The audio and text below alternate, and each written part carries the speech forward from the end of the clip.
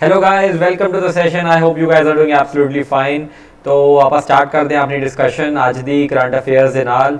तो ਇਹ current affairs dream IAS academy ਵੱਲੋਂ ਪ੍ਰੈਜ਼ੈਂਟ ਕੀਤੇ ਜਾ ਰਹੇ। तो ਅੱਜ ਆਪਾਂ ਕਰੰਟ ਅਫੇਅਰਸ ਦੇਖਾਂਗੇ 9 ਜੁਲਾਈ 2021 ਦੇ ਕਰੰਟ ਅਫੇਅਰਸ ਨੇ ਆਉਣ ਵਾਲੇ ਜਿਹੜੇ ਐਗਜ਼ਾਮਸ ਹੈਗੇ ਆਪਣੇ, ਜਿਵੇਂ मैं हमेशा पिछलियां वीडियोज़ ਦੇ ਵਿੱਚ ਵੀ ਤੁਹਾਨੂੰ ਰਿਪੀਟ ਕਰਦਾ ਰਿਹਾ कि पंजाब ਦੇ एग्जाम्स हो गए या यूनियन पब्लिक सर्विस कमीशन ਦਾ एग्जाम हो गया, यूपीएससी ਦੇ एग्जाम्स हो गए या फिर ਈਵਨ ਜਿਹੜੇ ਜਿਵੇਂ ਐਕਸਾਈਜ਼ ਟੈਕਸੇਸ਼ਨ ਇੰਸਪੈਕਟਰ ਜਾਂ ਪੰਜਾਬ ਪੁਲਿਸ ਐਗਜ਼ਾਮ ਹੋ ਗਏ ਨਾ, ਵਿੱਚ ਸਾਰਿਆਂ ਵਿੱਚ ਜਿੱਥੇ ਕਰੰਟ ਅਫੇਅਰਸ ਦਾ ਟੌਪਿਕ ਹੈ ਉੱਥੇ ਤੁਹਾਨੂੰ ਇਹ ਕਰੰਟ ਅਫੇਅਰਸ ਕਾਫੀ ਹੈਲਪ ਕਰਨਗੇ। तो ਆਪਾਂ ਹਰ ਰੋਜ਼ 6-7 ਕਰੰਟ ਅਫੇਅਰਸ ਡਿਸਕਸ ਕਰਦੇ ਹਾਂ ਡਿਫਰੈਂਟ ਸੋਰਸਿਸ ਤੋਂ ਜਿਹੜੇ ਬੱਚੇ ਨਿਊਜ਼ਪੇਪਰ ਨਹੀਂ ਕਰ ਪਾਉਂਦੇ ਐਂਡ ਜਾਂ ਫਿਰ ਉਹਨਾਂ ਨੂੰ ਟਾਈਮ ਨਹੀਂ ਮਿਲਦਾ, ਉਹਨਾਂ ਲਈ ਵੀ ਬੜਾ ਬੈਨੀਫੀਸ਼ੀਅਲ ਹੈ। तो प्लीज़ एक छोटी सी रिक्वेस्ट है कि लाइक तो शेयर ज़रूर करो इस इनिशिएटिव ਨੂੰ ताकि मैं इसनू अगे कंटिन्यू कर सका। चलो guys let's start with discussion. पहला आप कंटेंट देख लेने कि अज अपने किहड़े कंटेंट है एंड इस PDF फाइल का जिहड़ा लिंक है वो तुहानू टैलीग्राम चैनल दे विच तुसीं जाके लै सकदे हो। उत्थे तुसीं इस लिंक नू ज्वाइन करो, उत्थों तुहानू जिहड़ी इहदी PDF फाइल मिल जाएगी। तो अज आप 6 इंपॉर्टेंट करंट अफेयर्स देखांगे बच्चों एंड 6 इंपॉर्टेंट करंट अफेयर्स है। मैं कंटेंट पढ़ देना। सब तो पहला करंट अफेयर आप देखांगे competition commission of India news सीगा। सैकेंड इंपॉर्टेंट न्यूज़ है कि एग्रीकल्चर इंफ्रास्ट्रक्चर फंड जिहड़ा है वो भी न्यूज़ सीगा। थर्ड है एक GI है ना, जिवें आप कल भी एक जोग्राफिकल इंडिकेशन देखा सी बलिया वीट बारे, अज आप एक नवे जोग्राफिकल इंडिकेशन देखांगे विच इज़ मदुराई मली। ये भी आप ये बारे देखांगे वॉट इज़ दिस एंड ये क्यों न्यूज़ सीगा। फिर एक गवर्नमेंट ऑफ इंडिया वालों बड़ा फेमस इनिशिएटिव है एक भारत श्रेष्ठ भारत, वो अंदर एक सब इनिशिएटिव लेके लिता जा रहा है आज़ादी का अमृत महोत्सव, ये बारे भी आप जो है देखांगे।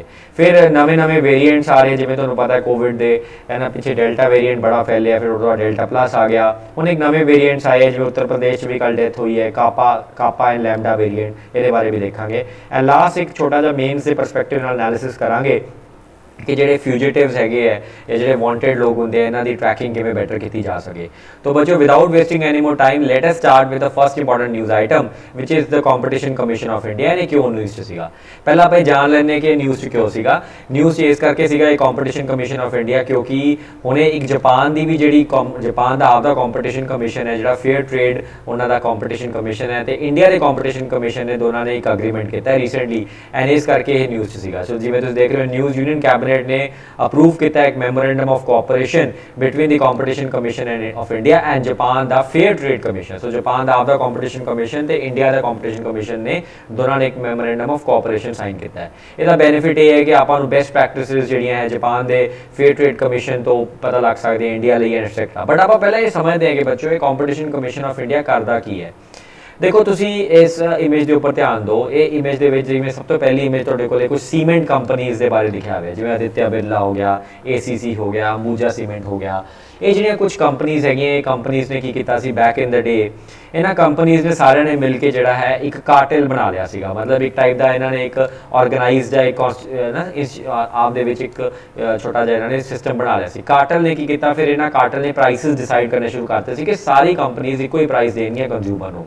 ना ये की होंगे कि कॉम्पीटिशन एक किल हो रहा है जो कार्टलाइजेशन होंगी है, जो सारिया कंपनियां इकट्ठी हो जाती हैं तो यानी एक प्राइस देना शुरू कर देंगे तो कॉम्पीटिशन की किलिंग होगी। एंड अगर आप मार्केट इकनॉमिक्स की गल करते हैं, कैपिटलिज्म की गल करते हैं तो डेफिनेटली कॉम्पीटिशन जोड़ा है बड़ा इंपॉर्टेंट रोल प्ले करता है कैपिटलिज्म के, क्योंकि कॉम्पीटिशन जोड़ा है वो अच्छी है ना रिसोर्सिस देगा लोगों को, डेफिनेटली वो एक अच्छे वैल्यू प्रोडक्ट्स देगा एंड कॉस्ट भी घट रखेगा। लेकिन इदा के जो कार्टलाइजेशन हो जाते तो कॉम्पीटिशन खत्म हो जाता है। तो इदा दी एंटी कॉम्पीटिटिव पॉलिसीज़ जिहड़ियां कंपनीज़ करदी हैं जिवें कार्टलाइजेशन हो गया या मोनोपोली दी मिसयूज़ हो गया, तो इदा दी जिहड़ियां एंटी कॉम्पीटिटिव पॉलिसीज़ कंपनीज़ करदियां उन्होंने रोकण वास्ते कॉम्पीटिशन कमीशन ऑफ इंडिया एक ऑर्गेनाइजेशन है। जिवें दूजी जे तुसीं अगर फोटो देखो तो BCCI की तुहानूं फोटो दिख रही है। हुण BCCI की मोनोपोली है क्रिकेट के उपर, तो तुसीं देखोगे कि कई बार BCCI भी अपनी मोनोपोली की पोजीशन मिसयूज़ करता है। एंड गूगल का तो किसी तो छुपिया ही नहीं है कि तुसीं आप देख रहे हो कि सर्च इंजन काफ़ी सर्च इंजन है जिवें बिंग हो गया, याहू हो गया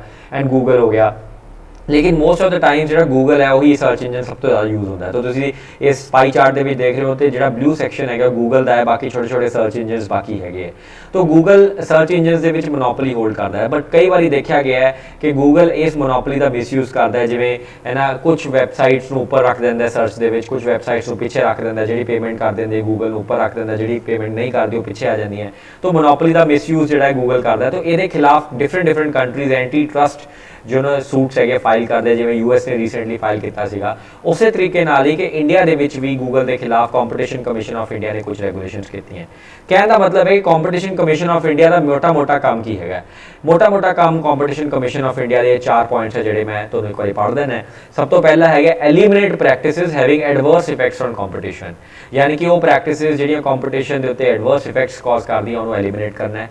एक प्रमोट एंड सस्टेन कॉम्पीटिशन, दुनिया इंडिया दे विच डिफरेंट कंपनीज कॉम्पीटिशन दे विच अच्छा मतलब सस्टेन करना है, इंटरस्ट ऑफ कंज्यूमर नूं बचाउणा है and freedom of trade in the markets of India नूं प्रमोट करना है। सो बेसिकली कॉम्पीटिशन कमीशन का ये मेन जिहड़ा है काम हुंदा है। अगर तुसीं देखो तो कॉम्पीटिशन कमीशन ऑफ इंडिया एक स्टैचूटरी बॉडी है, मतलब एक कानूनी संस्था है जो 2003 दे विच आपां एस्टैबलिश कीती सी एंड 2009 दे विच ये पूरी फंक्शनल हो चुकी है। 2002 दे कॉम्पीटिशन एक्ट नूं इंप्लीमेंट कर दी है एंड डेफिनेटली जिन्नियां भी एंटी कॉम्पीटिटिव प्रैक्टिसेस जिवें हुणे मैं सीमेंट कंपनी का तुहानूं एक्सप्लेन करके हटे हैं, उस तरीके नाल ही जिन्नियां भी यह एंटी कॉम्पीटिटिव अग्रीमेंट्स कोई कंपनीज करदी उन्हां दे खिलाफ ये एक्शन लैंदियां एंड कई बारी दा एक्शन जिहड़ा है करोड़ां रुपयां दे विच भी जिहड़ा है देखा जाता है।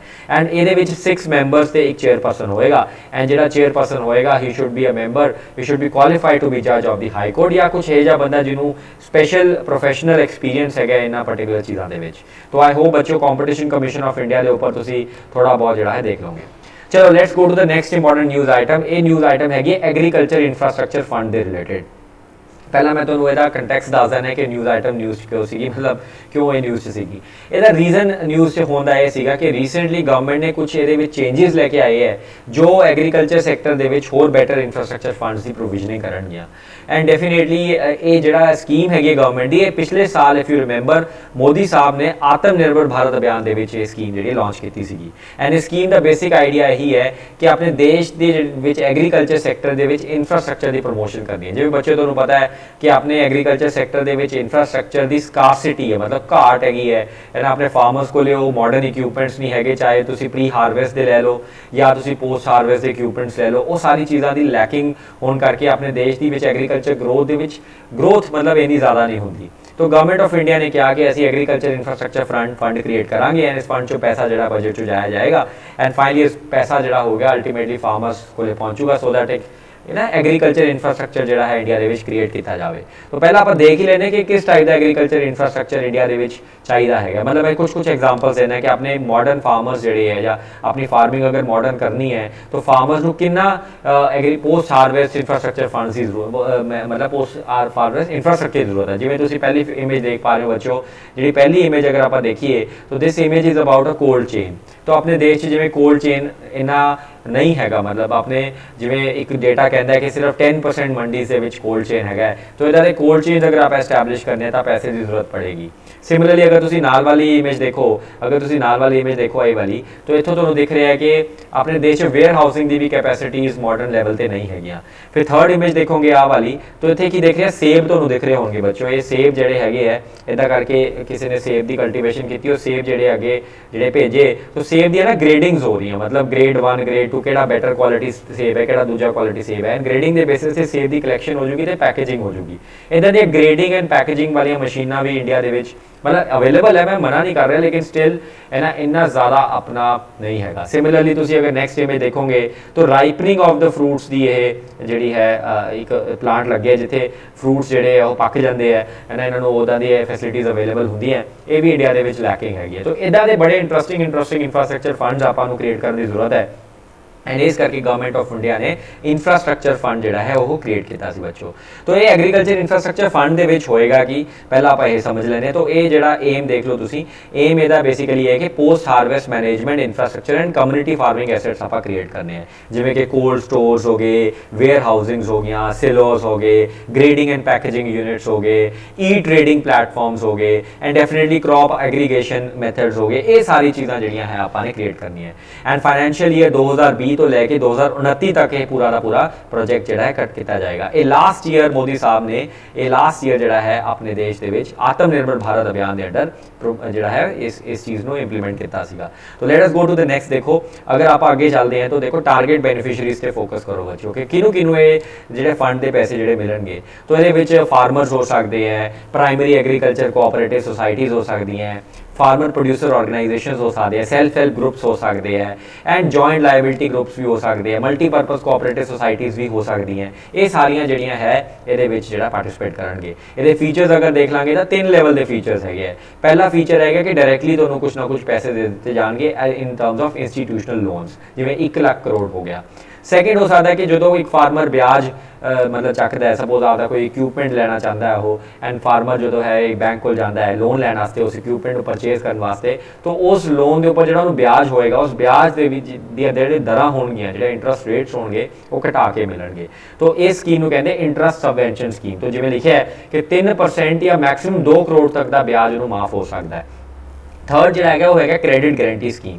क्रेडिट गारंटी स्कीम का मतलब है कि अगर आज कोई फार्मर या MSME सैक्टर के लोग अगर कोई इक्विपमेंट लेना चाहते हैं, वो जाके मार्केट के इक्विपमेंट परचेज करना चाहते हैं, तो उन्होंने क्रेडिट लैन वास्ते गारंटी देनी पैंती है। सो गारंटी जी है सरकार देगी एंड इन्होंने देने की जरूरत नहीं हैगी। तो इदा दी स्कीम्स जड़ियाँ है इस एग्रीकल्चर इंफ्रास्ट्रक्चर फंड के जड़ियाँ क्रिएट की जाएगी। तो आई होप बच्चों ये सैकेंड न्यूज़ भी तुम्हें बिल्कुल समझ आ गई है कि what exactly is agriculture infrastructure fund and ये की बेनिफिट्स होंगे अपने देश की फार्मर्स लिए। Let us go to the next short news है, जल्दी करांगे। एक बड़ा इंपॉर्टेंट जोग्राफिकल इंडिकेशन न्यूज़ है जिसका नाम है मदुराई मली।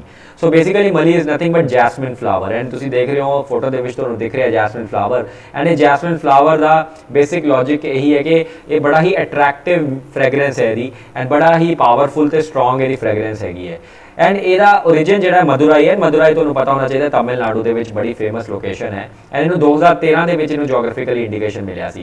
न्यूज़ क्यों हैगा क्योंकि रीसेंटली ਆਪਾਂ ਨੇ ਇਹਨੂੰ एक्सपोर्ट किया टू US एंड दुबई, जिवें ਕੱਲ ਆਪਾਂ देखा ਸੀਗਾ कि बलिया वीट ਨੂੰ ਆਪਾਂ एक्सपोर्ट किया श्रीलंका ਦੇ ਵਿੱਚ, सिमिलरली ਇਹਨੂੰ भी ਆਪਾਂ एक्सपोर्ट किया है, इस करके ਇਹ खबर ਦੇ ਵਿੱਚ ਸੀਗਾ। बाकी ਇਹਦੇ ਵਿੱਚ ਹੋਰ कोई ज़्यादा दसन वाला नहीं हैगा बच्चों। Let us go to the next important news item which is Ek Bharat श्रेष्ठ भारत इनिशिएटिव। नाउ ये भी इनिशिएटिव गवर्नमेंट ने लॉन्च किया 2015 ਦੇ ਵਿੱਚ वल्लभ भाई पटेल के 140th बर्थ एनिवर्सरी के उपर। प्राइम मिनिस्टर साहब ने अक्टूबर 31 2015 में यह इनिशिएटिव लॉन्च किया। पहला आप इस इनिशिएटिव को समझ लेने एंड फिर आप समझांगे कि इस इनिशिएटिव एक सब इनिशिएटिव भी किया जा रहा है, वो बारे भी देखांगे। इनिशिएटिव देखो पहला बच्चों एक भारत श्रेष्ठ भारत। देखो ये इनिशिएटिव जो है ministry of human resource development, ministry of information and broadcasting and my gov के अंडर कंडक्ट किया गया है। इस इंस्टीट्यूशन इस इनिशिएटिव होएगा कि अगले अगर तुम ये देख रहे हो है ना आपने डायग्राम के देख रहे हो, मतलब अपनी स्लाइड के देख रहे हो, तो इदा के ना कुछ इवेंट्स कंडक्ट किए जा रहे हैं ये। तो बेसिकली है कि तुम ये देखो कि अपने देश के काफ़ी स्टेट्स है ना, तो काफ़ी स्टेट्स है अपने देश के एंड जिमें तुम कह लो कि पंजाब हो गया, हरियाणा हो गया, ये सारिया स्टेट्स है। हुण हर स्टेट का अपना एक कल्चर है बच्चों, है ना। जिमें अगर तमिलनाडु का कल्चर ले लीए, मतलब तमिलनाडु की लैंगुएज, तमिलनाडु के रिलीजन, तमिलनाडु का कुजीन हो गया, तमिलनाडु के फेस्टिवल्स हो गए, फेयर्स हो गए, एंड सिमिलरली पंजाब के भी यही सारे एलीमेंट्स होंगे। हुण आपां क्योंकि देश के रहने हैं तो डाइवर्सिटी तो नैशनल इंटीग्रेशन लिए बड़ा इंपॉर्टेंट है कि आप तमिलनाडु के कल्चर्स को अंडरस्टैंड करिए, तमिलनाडु वाले पंजाब के कल्चर्स को अंडरस्टैंड करन। तो एक भारत श्रेष्ठ भारत इनिशिएटिव के अंदर पेयर्ड स्टेट्स का कॉन्सैप्ट क्रिएट किया गया। पेयर्ड स्टेट्स का मतलब है कि 2 स्टेट्स को पेयर कर दिया जाऊगा आपस के, एंड एक स्टेट दूसरी स्टेट के अपने कल्चर को प्रमोट करूगी, and on the other hand vice versa भी होएगा। सो जिवें कल्चर को प्रमोट किवें करनगे, जिवें इदां दे बच्चों ने इनिशिएटिव्स लिते हैं, जिवें IIT भुवनेश्वर दे विच जिहड़ा इवेंट हो रहा है जिहदे विच बच्चे अपनी स्टेट नूं दूजे स्टेट्स जाके परफॉर्म करते हैं, एंड वो वाले बच्चे जिहड़े पहली स्टेट तो दूजी स्टेट दे विच परफॉर्म करते हैं। सो बेसिकली ये इदां दा है ना, जिवें स्कूल तुसीं भी छोटे हुंदे बच्चों ने देखा होगा कि तुहाडे कई बार स्कूल दे विचों कुछ बच्चे जाके किसी होर स्टेट दे विच परफॉर्मेंसेस देंदे हैं। इस टाइप के कल्चरल इवेंट्स जिहड़े कंडक्ट किए जाएंगे, and this is the basic idea behind एक भारत श्रेष्ठ भारत इनिशिएटिव। आई होप ये तुहानूं समझ आ गया होगा। ये ministry of culture, ministry of information broadcasting and ministry of human resource development इस पर्टिकुलर इनिशिएटिव के विच जिहड़ी है इन्वॉल्व हैगी। हुण आपां बच्चों ये समझते हैं कि ये न्यूज़ क्यों सीगा, है ना, वो अपना मेन मुद्दा है कि न्यूज़ क्या सीगा। न्यूज़ इस करके सीगा क्योंकि इस इनिशिएटिव के अंदर अपने देश के विच एक आज़ादी का अमृत महोत्सव जिहड़ा है सैलीब्रेट किया जाएगा।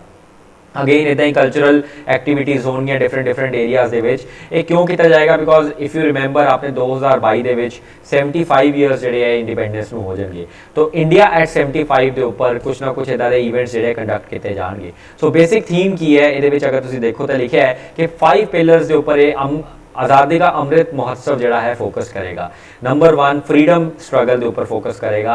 ਆਈਡੀਆਜ਼ ਐਟ 75 ਦੇ ਉੱਪਰ ਫੋਕਸ ਕਰੇਗਾ, achievement at 75, action at 75 and resolves at 75 ਤੇ ਹੀ ਫੋਕਸ ਕਰੇਗਾ। तो आज़ादी का अमृत महोत्सव श्रेष्ठ भारत अभियान के अंडर आप कंडक्ट करांगे। तो कई बार ये सवाल पूछ लेंगे हैं कि आज़ादी का अमृत महोत्सव किहड़े पर्टिकुलर जिहड़ा है वो कंडक्ट किया जाएगा। तो बच्चों आई होप ये भी तुहानूं खबर जिहड़ी है बिल्कुल क्लीयर हो चुकी है। Let us go to the next news item which is corona virus की वैक्सीन के बारे, कोरोना वायरस के वेरीएंट्स के बारे। हुण तुसीं देख रहे हो बच्चों कि कोविड के काफ़ी वेरीएंट्स जिहड़े है न्यूज़ च रह रहे हैं, जिवें डेल्टा, डेल्टा प्लस, हुण डेल्टा करके काफ़ी कंट्रीज़ दे विच दोबारा कोविड की सर्च देखने को मिल रही है, जिवें US हो गया या इजराइल हो गया या even south east Asian Nations हो गए।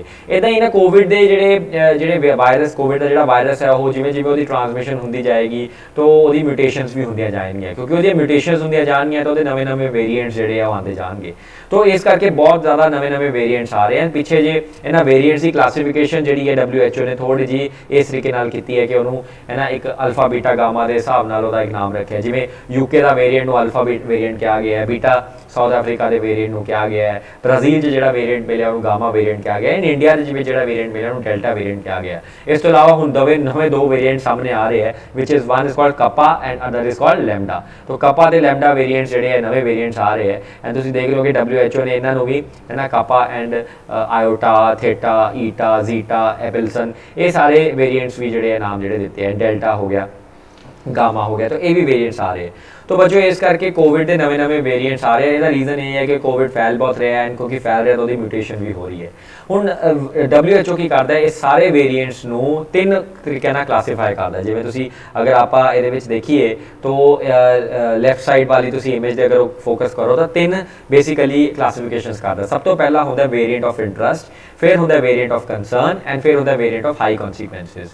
तो देखो बच्चों हुंदा की अल्टीमेटली वायरस जिहड़ा है वो तीन चीज़ां मेजरली कर सकता है। पहली चीज़ वो कर सकता है कि ਉਹਦੇ ਵਿੱਚ ਜਿਹੜੀ म्यूटेशन हुई है ਉਹਦੇ ਨਾਲ ਉਹਦੀ ट्रांसमिशन ਵੱਧ गई है, मतलब फैलन की क्षमता ਵੱਧ गई है। दूसरी ਉਹਦੀ ਜਿਹੜੀ ਉਹਦੀ इफेक्ट्स है, मतलब इन द सेंस कि ਉਹ मतलब लीथल कितना हो चुका है, मतलब वो कितना मारू हो चुका है, कितना घातक हो चुका है, इन द सेंस कि वो कितना लोगों को मार रहा है। सो सैकेंड इंपॉर्टेंट थिंग होता है लीथल है ना, कि मतलब ਉਹਦੀ जानलेवा जी क्षमता हैगी है।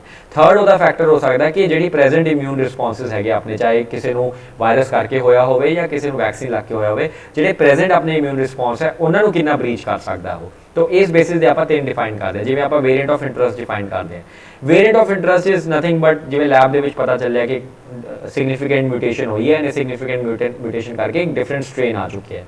तो WHO कह दूंगा कि वेरिएंट ऑफ इंटरस्ट है। इस तो बाद आ जाते हैं वेरिएंट ऑफ कंसर्न। कंसर्न का मतलब है कि वो म्यूटेशन करके वो चेंज करके वायरस कितना ज़्यादा लीथल, कितना ज़्यादा ट्रांसमिटेबल एंड कितना ज़्यादा वो जो है अपने जो एग्जिस्टिंग इम्यून रिस्पॉन्स उन्होंने कॉम्प्रोमाइज़ कर रहा है। एंड लास्ट जो है वेरिएंट ऑफ हाई कॉन्सिक्वेंस, जिहदे की है कि सारी चीज़ें ब्रीच कर रहे हैं, मतलब ट्रांसमिशन भी बहुत ज़्यादा हो रही है, उसकी लिथैलिटी भी मतलब वो जी घातकपन है वो भी बहुत ज़्यादा स्ट्रॉन्ग हो चुका है। And last but not the least जो प्रेजेंट इम्यून रिस्पॉन्स को भी ब्रीच कर रहे हैं। इस करके तीन तरीके आप वेरीएंट्स को क्लासीफाई करते हैं। जिवें तुसीं ये स्लाइड के देखोगे तो इस स्लाइड के देखने को मिलेगा कि variant of concern alpha beta gamma ते डेल्टा है, लेकिन वेरीएंट ऑफ इंटरस्ट ਜਿਹੜੇ ਹੈਗੇ ਆ ਉਹ ਇਹ ਵਾਲੇ ਵੇਰੀਐਂਟਸ ਹੈਗੇ ਆ। ਐਂਡ ਮੋਸਟ ਲਾਈਕਲੀ ਆਉਣ ਵਾਲੇ ਟਾਈਮ 'ਚ ਵੇਰੀਐਂਟ ਆਫ ਇੰਟਰਸਟ ਕੰਸਰਨ ਵੀ ਬਣ ਸਕਦੇ ਆ ਅਗਰ ਇਹਨਾਂ ਦੀ ਟ੍ਰਾਂਸਮਿਸ਼ਨ ਲੀਥੈਲਿਟੀ ਐਂਡ ਡੈਫੀਨੇਟਲੀ ਇਹਨਾਂ ਦੀ ਜਿਹੜੀ ਹੈਗੀ ਆ ਆਪਣੀ ਇਮਿਊਨ ਰਿਸਪੌਂਸ ਨੂੰ ਬਰੀਚ ਕਰਨ ਦੀ ਪਾਵਰ ਅਗਰ ਵੱਧਦੀ ਹੈ।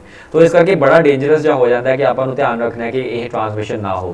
तो इस चीज़ के उपर दे बेसिस के उपर यह जिहड़ा है होया सीगा। हुण कपा इंडिया दे विच पहली बार डिटेक्ट होया है एंड ਇਹਦੇ ਨਾਲ है ना। एंड लैम्डा जिहड़ा सीगा वो साउथ अमेरिका दे विच होया सीगा। सो प्लीज़ अंडरस्टैंड करना है kappa is Indian variant and lambda is basically South Africa दे विच, साउथ अमेरिका दे विच, पेरू दे विच ये होया है।